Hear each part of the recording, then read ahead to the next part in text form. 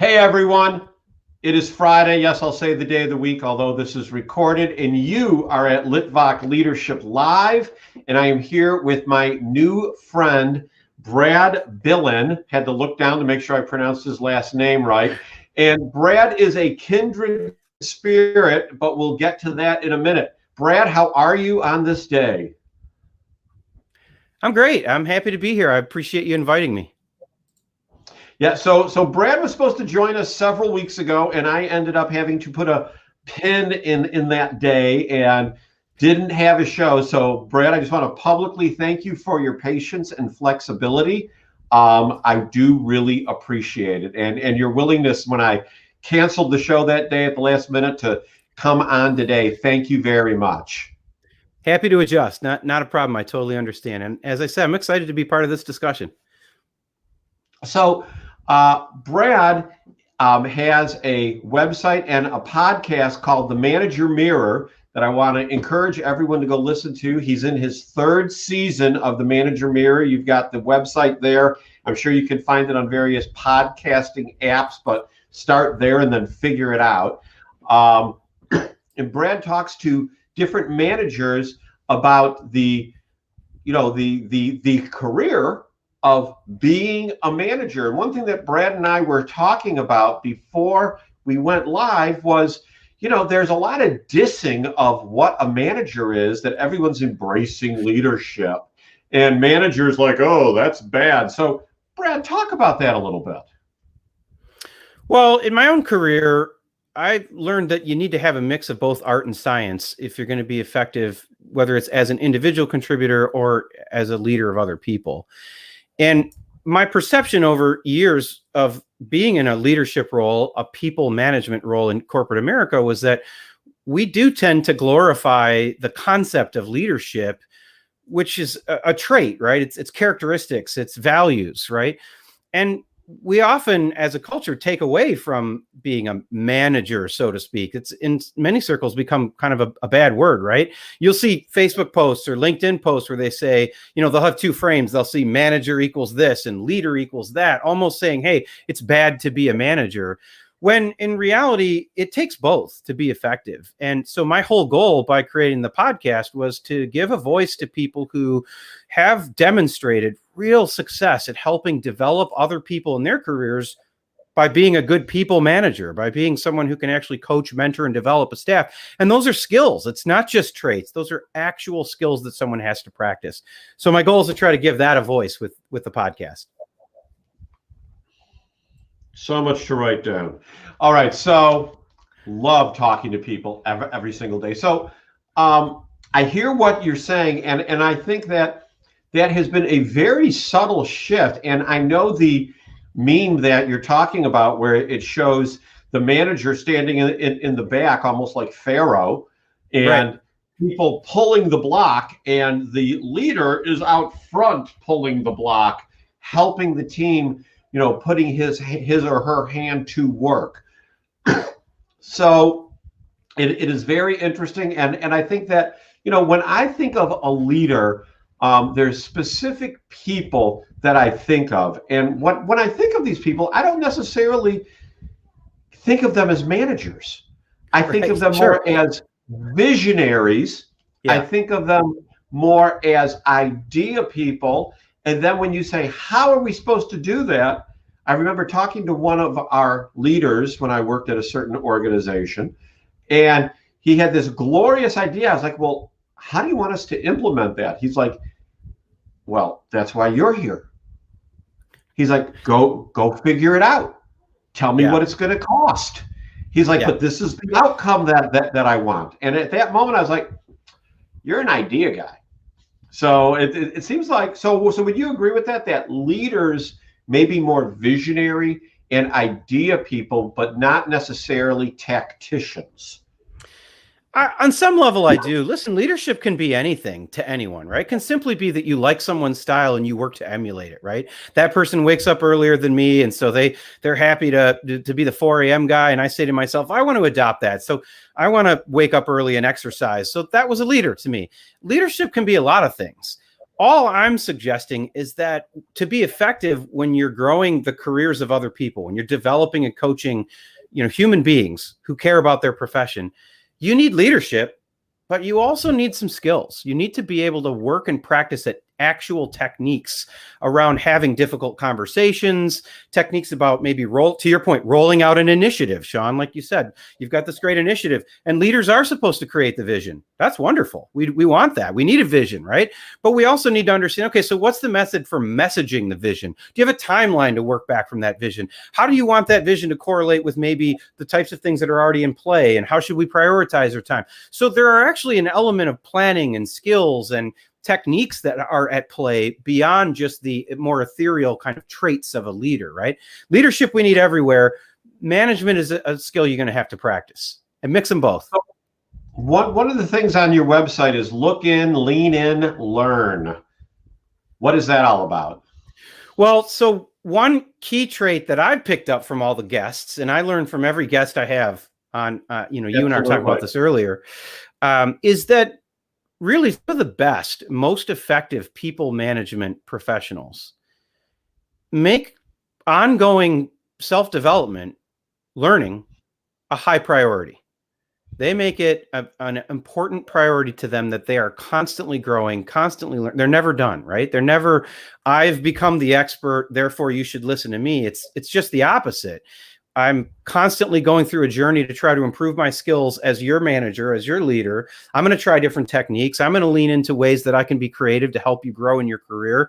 And I'm going to take that from multiple sources, and I'm going to make it part of my journey to help you that I'm developing me. It's actually funny, Sean, I noticed your in your write-up, your intro of me on the YouTube page, and I don't have it on my screen now, but you had something like Brad is a self-determined good manager. And it made me chuckle because my first thought was, I don't know if I'm a good manager. I have some people that have worked for me who say really nice things about what I did for them in their career. I'm sure you could probably find some people who worked for me who maybe wouldn't say nice things about what I did while I was still developing as their manager. And I only hope that every day I go to work, I get better and that I can learn a new technique or improve, right? And that's why I'm trying to help create this community where people can share and build a village for that growth. I think maybe one of the people who wrote your bio for your website may have proclaimed you a self-proclaimed good manager. So Fair. Check that out. I know I didn't make it up. But no, it's I loved it. It made me chuckle because I thought, do I think I'm a good manager? And I'm not sure I do yet. And maybe someday I'll answer that differently. But I'm a manager in progress. So amen to that. Aren't we all? Right. So what about those that manage by fear and intimidation? And I want to frame this question about those that don't realize it. Example, I have been told that I am very intense, and that makes people at times, new phrase, I've been told that I'm very intense, and that can make people uncomfortable or fearful. So is it actually the person's responsibility? Yes, it's their responsibility to tone down their intensity, but doesn't the individual have some responsibility over their own fear? Well, I believe it's always, this is my opinion, I believe it's always the manager's responsibility to adjust their style to the employee, period. It is not the employee's responsibility to adjust their style to the manager. Now, I suppose there are some things where a manager has outlined that, there are particular standards of operation that I want you to follow. Of course, you need to do that. But to your point, I would never encourage you to change. Obviously, you're a very intense guy, and I've worked for some really intense people. That's a wonderful trait. Don't be anybody but yourself. But self-awareness is important. The fact that you even listened when someone told you that they feel like, hey, Sean, sometimes you can come across maybe a little intense, and for some that could be intimidating. You listened. You recorded that in your brain. You said, okay, that's how some people take me. Now, what do you do with that? Well, I would argue a good manager notes that and then takes into account their audience, right? You've probably, and you and I, we've both had a lengthy career. You've managed multiple different personalities over your years. And I'm sure you've gotten to a point with EQ where you can tell when somebody's responding fairly well in a one-on-one or in a meeting. Maybe you can tell when they're not so much responsive or the eyes glaze over, what have you. And that's the moment where you've got to have that self-awareness to say, okay, I wonder if maybe in this particular moment I'm coming across intense. Maybe you change up the questioning, or you try a different technique, switch to email versus in-person, or use the instant message system because it's a little softer. Whatever that technique is, that's the ongoing learning. That's you using your self-awareness about your personality. Don't change your personality. Use your self-awareness, adjust to your audience, right? And then that way it positions you to be able to get the most out of that person in their career, and they know that they're heard. So on that same token, what about multi-generational teams? As I have gotten older in my career, I found myself initially managing people in their 50s along with people my own age. And now when I am managing individuals, for the most part, they are people who are younger than me. But I know people who really struggle with multi-generational teams, and it turns into a buzzword where they're like the multi-generational workforce. And it's like, there's always been the multi-generational workforce. It's always been there. So what have you seen from the conversations that you've had about the, what ear to open, what tack to take when you have solid expectations that need to remain the same, but you have different generations that you are managing? Well, it's an important point. Similar to you, when I got my very first leadership opportunity, there were quite a few people who were older than me that I was attempting to manage, and I wasn't real good at it yet. So I made a lot of mistakes and probably did a poor job, right? Perhaps you could have them as guests. And then as I grew, obviously there were a lot of peers that I managed. Managing peers is difficult, especially if they were ex-peers of the same rank or history or performance level. And then over the years, now I'm a little older, so a lot of the folks that I manage are younger than me. But from any angle, the first piece of advice I would give is anytime you're on the fence or questioning what's the right technique, how do I connect with this person, is to first dial it back to just facts and work. Because that's what everybody has in common, right? If we try too hard to try to take into account where you're coming from at your generation or where this person's coming from at their generation, it can come across, disingenuous, right? So first thing first, just focus on what's important for work, the facts, the numbers, deadlines, dates. Ask the questions around do you understand what I'm asking? Make sure that there's a back and forth to ensure that they've received the expectations and everybody's on the same page. And if you can lay down that track record on a consistent basis in your one-on-ones week over week and your meetings week over week, where it's about the business, it's about expectations, everybody's on the same page, then over time, what'll happen is that's earning trust. That alone earns trust across the generations. Then over time, it'll open up a little bit, and they will indicate opportunities back where there's a chance for you to maybe reflect back in a different way or change your questioning. They'll show you how they want to interact, but you earn that trust by starting by sticking to the facts, sticking to work, sticking to expectations, and don't try to, preempt that. That's my advice. The funniest thing I heard recently was from someone I know that is in their first leadership role. And this individual is a few years out of college. And what they were telling me about was how these fresh graduates just don't want to work. Their priorities all messed up. And I looked at this individual and I said, well, first of all, I've been hearing that since I was your age, that these fresh graduates don't want to work. Right. And second of all, there's people my age who just don't want to work. There's people between this person's age and my age who just don't want to work. It is not a generational issue. It is a laziness issue, or people who have lack of drive to improve and they just want to skate by. Agree? Disagree? Yeah, or it might simply be a wrong job issue, right? Like everybody wants to work at something that they enjoy and get satisfaction out of, right? Everybody wants to work if they feel appreciated and they're getting what they need from their career. The answer I find oftentimes, if they indicate the types of markers that make you feel like they don't want to work, is that there may be something else there that's driving that. It could simply be the wrong job, the wrong structure, or the wrong expectations set between the two of you. And so as a leader, I take that on my responsibility. If it is the wrong job, and you've been there too, Sean, then you do still have to look it in the eye, address it, and help them find the correct job, whether that's here with you at your organization or someplace else. You can't allow that to continue, right? But Absolutely. They'll be happier too, by the way, when they find the right job, and maybe they'll want to work then, right? And if it's one of those other problems, maybe we've set the wrong expectations. Maybe you wish that your job responsibilities had more of X and less of Y.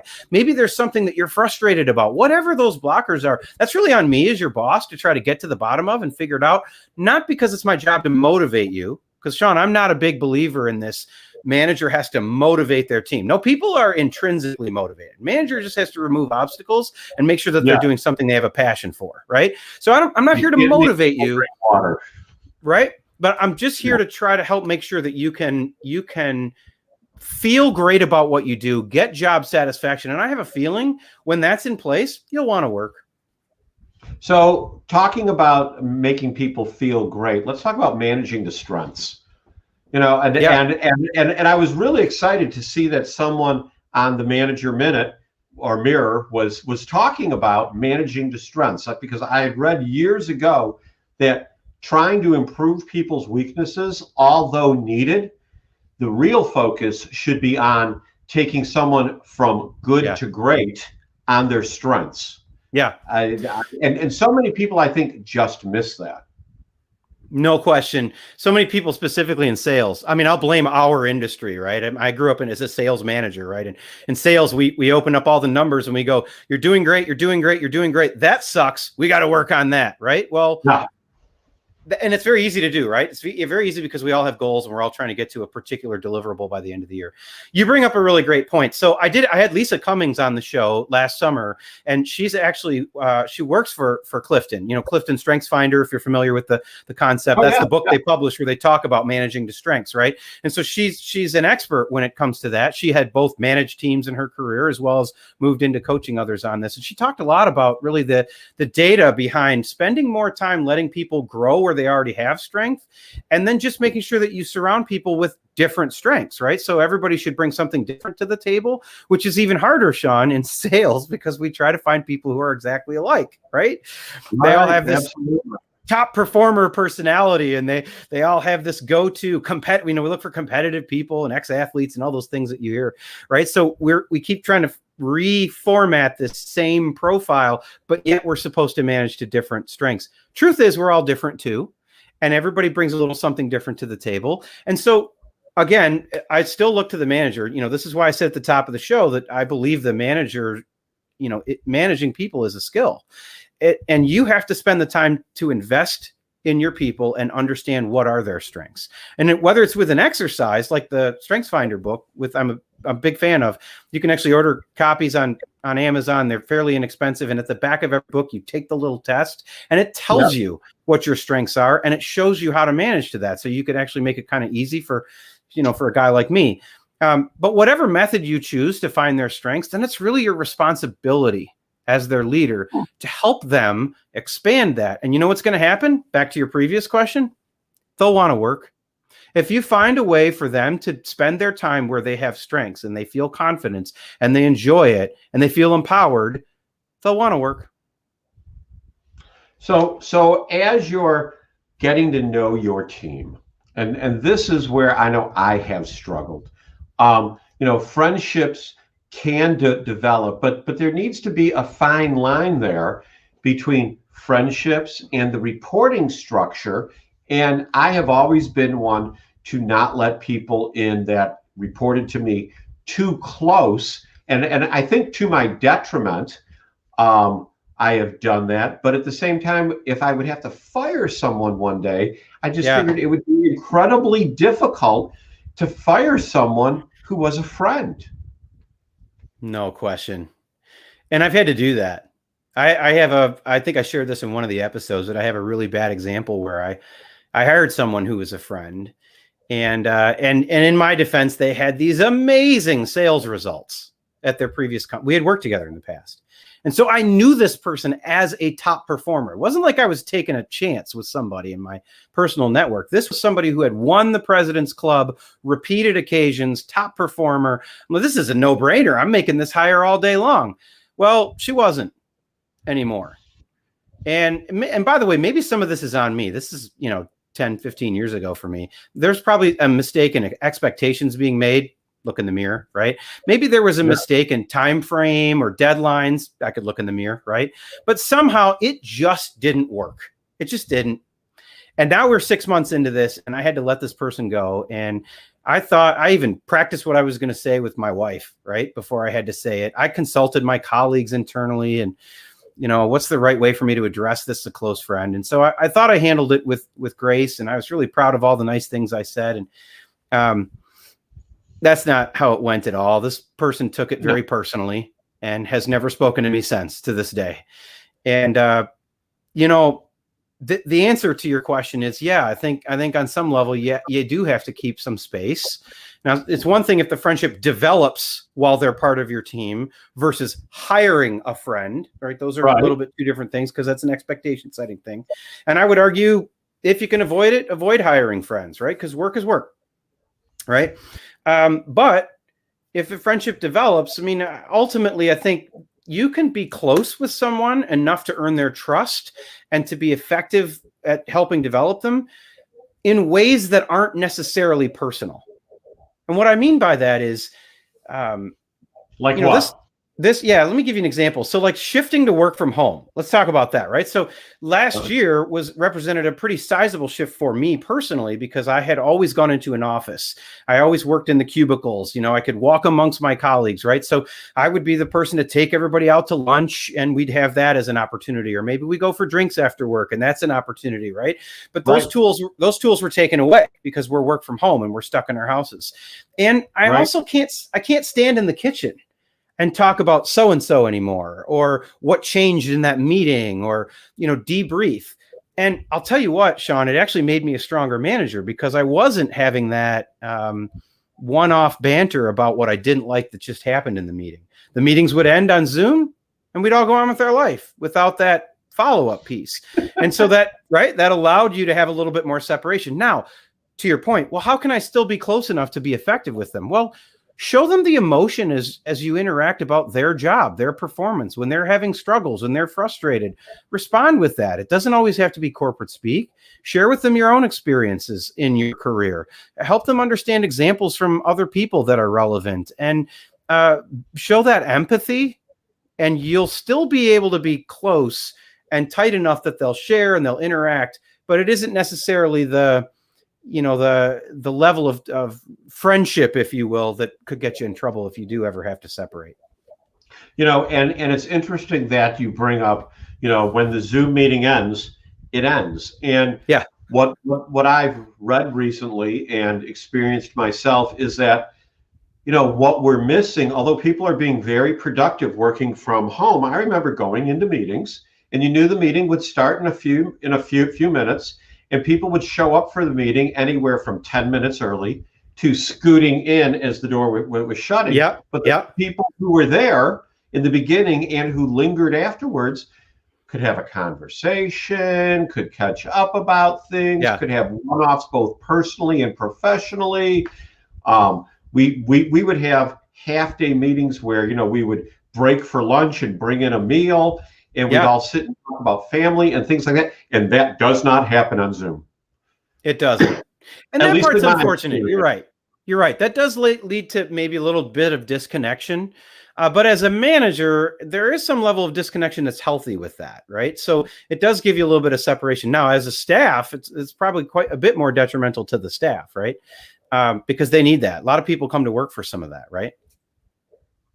Well, and I've heard someone say that I've spoken to multiple times this past year, that there's three groups of people out there: those that want to go back to the office for social, those that need to go back to the office for supervision, management, and the third group is I'm never going back to the office. And if you tell me I have to, I will find a new job where I can work remote. I mean, this is game changing.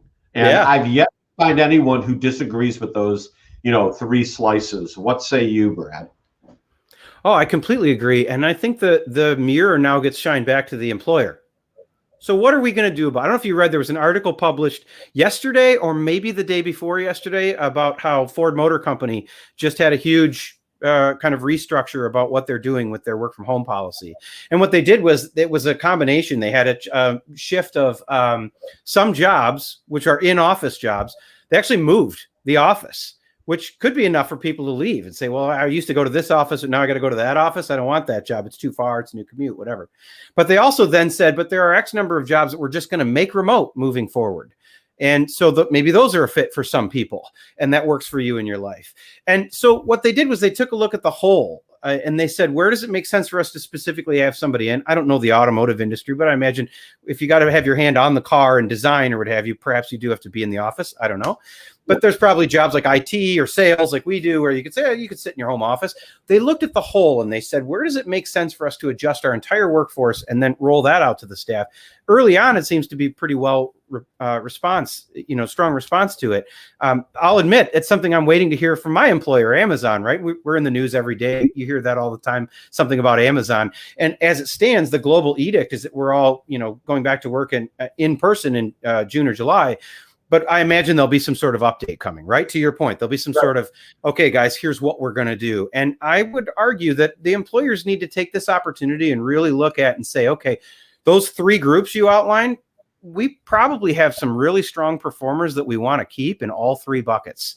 So how do we satisfy that? And we probably have people we want to recruit in all three buckets. So how do we make sure that all three buckets fit into our long-term plan? That's my hope.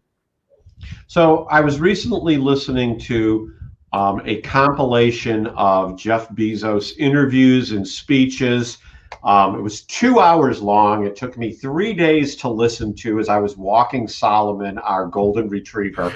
It was 3 solid walks to get this whole thing in.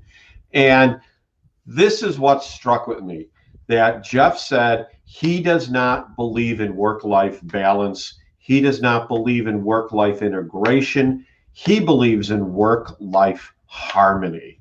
And this is 2 hours of things I've listened to, and that is the that and how he got his investors. Those are the two things that I walked away from 2 hours of listening to Jeff Bezos about. And the whole work-life harmony, I think, has been turned sideways during the pandemic. Yeah. Because people, it has totally harmonized. And I know people who are saying that they're working more than ever before.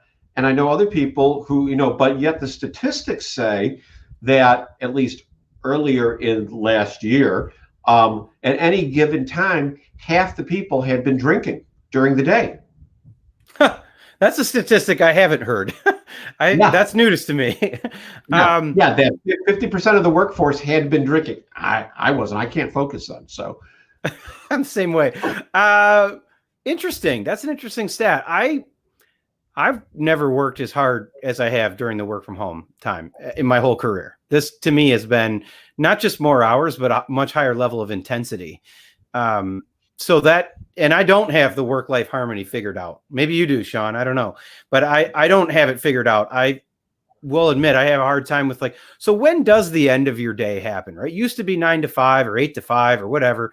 But it'll be, it's 5:16 p.m. And in my little office in the front of the house, the doorway is it's a glass door. So I can actually see, and the angle that I see goes right into my kitchen. So I can see my kids at the table and my wife putting something together for dinner. She's wonderful. And they're all now gathering. It's 5:16 p.m. So I suppose theoretically it's done with my day, but I've got emails that need a response right now, like not tomorrow morning, but now, right? So I'm still working away to try to answer this and make sure that I'm responsive to the teams that I have. So it's really hard for me to, and then when I actually get up and I take the headset off, I don't know if you're the same way, but when I take the headset off, there's no commute to stress from the day. The commute is 11 steps between here and the kitchen table. Yeah. Yeah. So you get to the kitchen table and your head's still in the last email that you sent, and your kid's telling you about a project at school, and it's just really hard. So I'm admitting I do not have it mastered, and I've been doing this for a year like you, right? Maybe someday we'll get it figured out. I just thought his comment about harmony just makes it sound like they both happen all the time. And it's, I don't know, there was someone else that I spoke with the other day, and their statement was, only think about work when you're at work. Well, when are you at work nowadays? Right.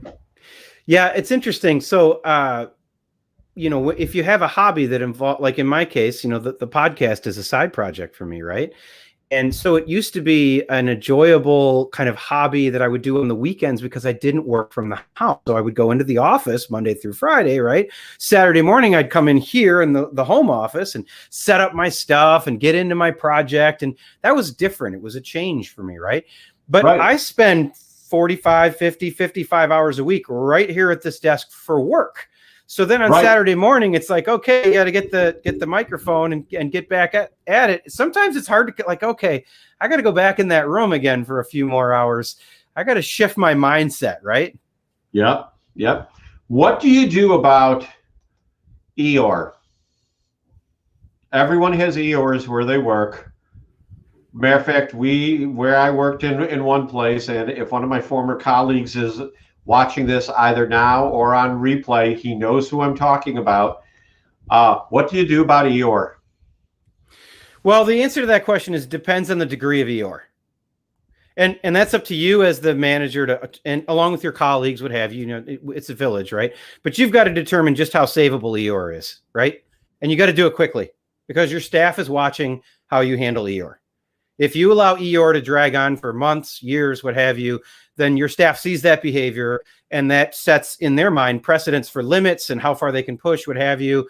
It's not productive for the business. You owe it to your business to make sure that you're more productive than that, right? So you've got to determine just how much Eeyore can I accept? What's the level? Is this Eeyore to the tune of a 3 on a scale of 1 to 10 or Eeyore to the tune of a 10 on a scale of 1 to 10? And the way you respond is probably different for each, right? If it's someone to the tune of a 2 or 3, maybe they're a recent Eeyore. Maybe they weren't always Eeyore. Maybe they've become disenfranchised or disenchanted with the job for one reason or another. And that's on you to help figure out, well, what changed, right? And poke and prod and give them opportunity to get exposed to new things and give them a voice to explain what they're either frustrated with or disenchanted with, right? That's if they're a 3. If they're a 10, then you've got to work towards trying to figure out if Eeyore either not to be a part of the team or to go find, some other opportunity in their career. And there's grades in between. But you've got to determine as a manager, how much time and effort do I have to put into either repairing Eeyore, or is it time for us to say, I've got to move on, because it is your responsibility as a manager to make sure that group that you manage is efficient and productive, and the staff can see how you're interacting with that Eeyore. So I guess my answer depends on percentage of Eeyore. We could create a scale for that. I would rather handle Piglet than Eeyore. I will tell you that much. Yeah. Or Tigger for that matter. So we've gone almost 33 minutes on the 30-minute show. We've had a lively conversation. This is the part of the show where I hand it over to you for about 2 minutes. And what I want you to do is speak directly to the audience, those that are here now, those that'll be watching on replay, and give them some words about how to manage. Wow. Okay. So I guess my first advice would be always be self-aware, right? Listen to your staff. Start every time you've got an opportunity to step in, whether it's with a new staff, whether you're hiring a staff, whether you've picked up a new job, or maybe you've just been promoted. Start by listening. I think it was Brian Tracy who said the person asking the questions is always in control of the conversation. Well, that's you. You're the manager, right? So start by asking as many questions as you can. Deep dive their business, deep dive their personal goals, their wants, their desires for their career. Understand what makes up your staff's why, especially if you've got a small team. Now, if you've got if you've got 5, 6, 7 people, you're going to have a lot of one-on-ones, and you're going to be able to get to that why. And you're going to be able to understand what motivates them? And whatever those answers are, that will help drive you as you make decisions about who's assigned to which projects, as you make decisions about where they can lean in on different goals, as you make decisions on perhaps accounts or activities that they're going to be involved in, and even promotions at some point, or in some cases, if you've got to let somebody go. But all of that is going to come from what's important to this. Why do they come here? Why do they work here? What makes them excited to do this job? To your point earlier, if you've got people who just don't want to work, then we got to get to the bottom of that, right? So first thing first is just listen to your people and prioritize that. If you're a manager, your first job is developing your staff. So this is important too. It's very easy as a new manager to fall back on what it is that you were really good at that got you to the manager job. You were a great salesperson. I won a trip for being a good salesperson. Woohoo, I'm excellent at sales. So when you don't know what to do as a manager, your first thought is, then I'll go sell something. That's a fail. Your first thought should be, how can I lean in with my team?